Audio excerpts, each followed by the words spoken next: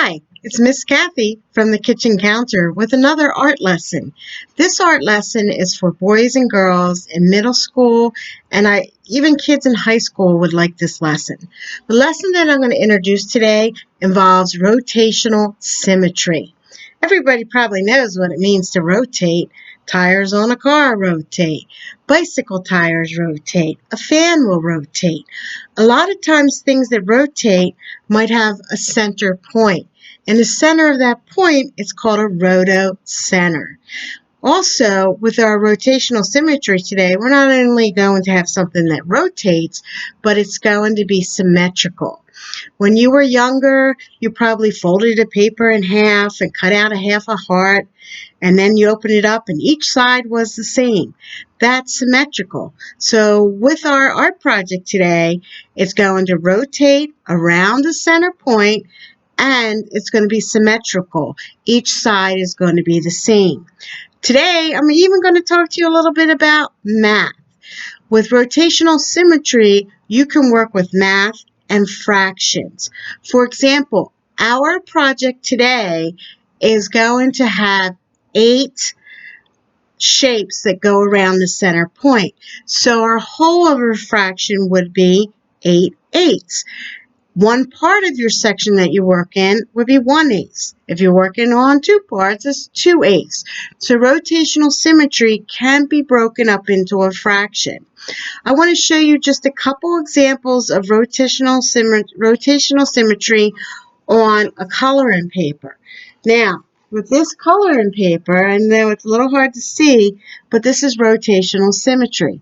You have your circle in the middle. Not all rotational symmetry will have circles, but sometimes you can kind of see that it's there, so you know that it's there. Now, around the center point, the shapes go around it.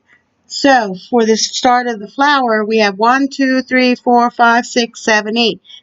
8 triangles that go around. Every shape has 8 shapes. Every triangle has shapes in it. Then around that, we have 3 half circles. There are 8 3/2 circles. Then this big design, it gets cut off a little bit. There are 8 shapes that go around. So if I broke this up into a fraction for a symmetrical design, one section that I work on would be 1/8. So this fraction, the whole, is 8/8. I have another example here where you kind of see the center point. You see the shapes that are kind of going around like this. Then you see the larger circle shapes going around. And then you see the triangle shapes. When I count these circles, 1, 2, 3, 4, 5, 6, 7, 8, 9, 10, 11, 12. There are 12 shapes going around. So this whole of your rotational design is 12 twelfths. One part is 1/12. So I know you don't want to think about or hear about art and math together, but actually a lot of your artwork does tie together with math. One of my favorites, M.C. Escher, works with tessellations that are also found in math studies. Now, I said we're going to work with rotational symmetry. And when we think about rotational symmetry, we kind of think about when something rotates, it's a circle shape. But actually today we're going to work with a square. My example, I'm going to use a 12 by 12 piece of paper. You can use smaller sizes. I wouldn't go too small, and you can actually use bigger sizes. I've actually seen this created on a 24 by 24 piece of paper.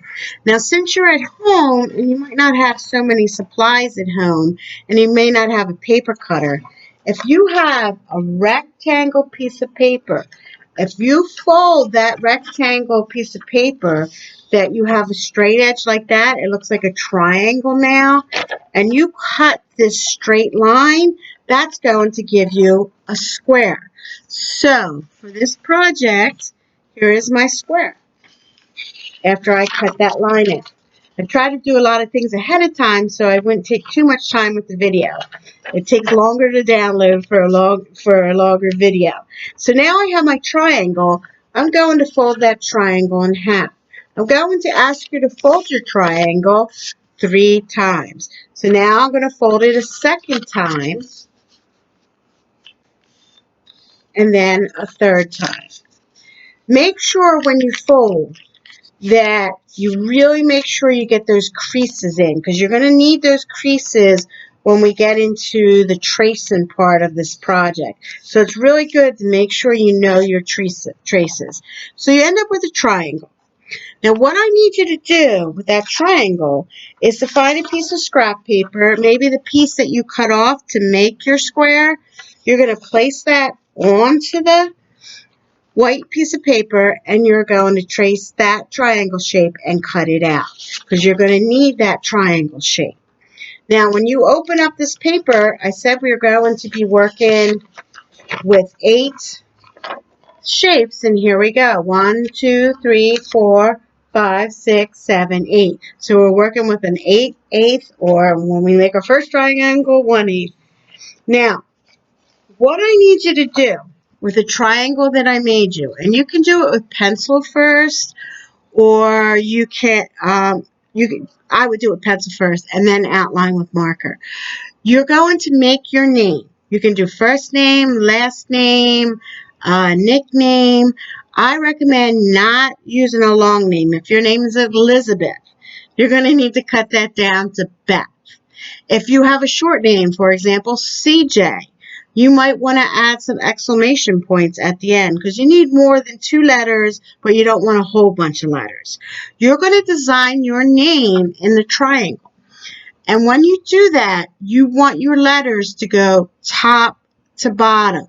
So some of your letters in your name are going to be a little distorted, a little bit bigger than they should be. A middle letter shouldn't be as big as your first letter of your name.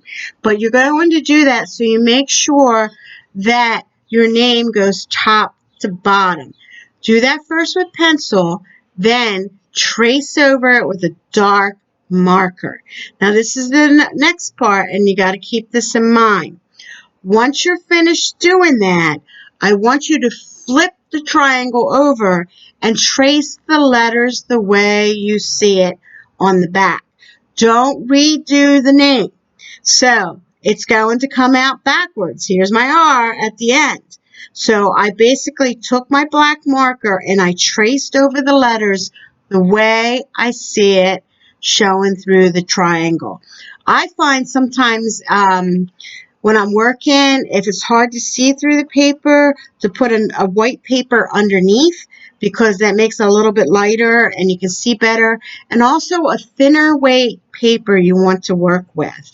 Right now, the paper I'm using is just simple computer paper, because it's nice and thin to see through. When I taught art in school, I would order a lightweight paper, so this project would be easy to do. Now, you have your name, and then you have your square. So what I want you to do, you're going to take your square, and you need to decide. I decided I want all my H's in the middle. So anytime I trace, I always need to make sure that H is in the middle and the R is on the outside. So I did my first square to kind of shorten the video. So I put the square underneath and I traced it. And that's how I got this Harper. Now, when I go to do the next triangle, I'm going to flip it and put it underneath to trace the next one.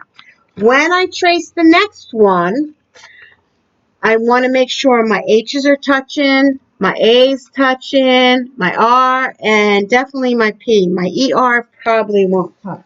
I'm trying to do this live. So let's see. I might have to use my little board here. But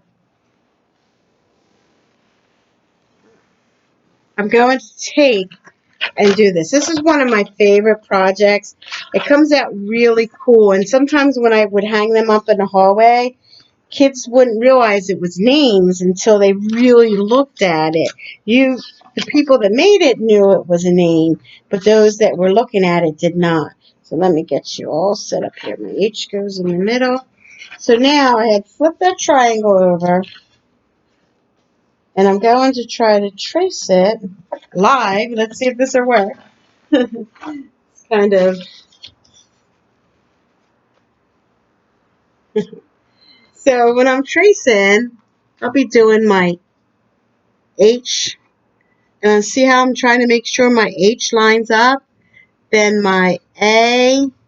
And I try to make sure my A and my A line up. Then my R. Same thing. My R lines up. I don't know if you can see what I'm doing. And then when I do my E is going to be on the corner. Or my P. I made a mistake. My P. And then my ER. So after I finish that one, then I'm going to take my triangle and I'm going to flip it again. I'm still going to make sure my H's touch and my R touches. And I'm going to continue to do that. So quickly, to make things go fast, I went through and I traced the whole thing. All my H's are in the middle, my A's are on the outside, and it's really interesting the design that it makes. R's are connected, P's are connected, ER is at each end, okay? Now, once you have this all traced, and I would do it with pencil, so if I made a mistake, I could erase. Then you can go back and outline if you want to. You may not want to outline. When I did my project, when I did the final project to color in, this project's so old that the paper's actually soft. This was a final example that I did a long time ago. But I colored in the letters and without outlining. And then I colored in the background. I kept symmetry in mind. So if I did all my H's blue, I did all my R's yellow. So I wanted to keep the design continuous symmetry. And this, if you notice, this design, there's an applied center point and the same thing is going around. So it's 8/8. Now, you might say, well, where's the name? And I always like to show you, once I'm finished, let's fold this up.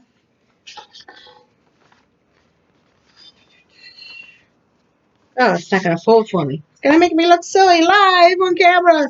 Okay, so when it's finished, there's the name Harper, Harper. And it all started out with a square, triangle, and a triangle with your name designed on it. And it's working with rotational symmetry. I hope you enjoy this lesson and you can have fun with it. When you make the letters, I forgot to mention, make sure that they're either block, bubble letters, graffiti. You don't want to do straight lines because then you will have less areas to color in. Thank you so much. Remember, go to YouTube for all the different art lessons that are out there. Go to Crayola.com. And remember, keep art in your heart. Thank you very much.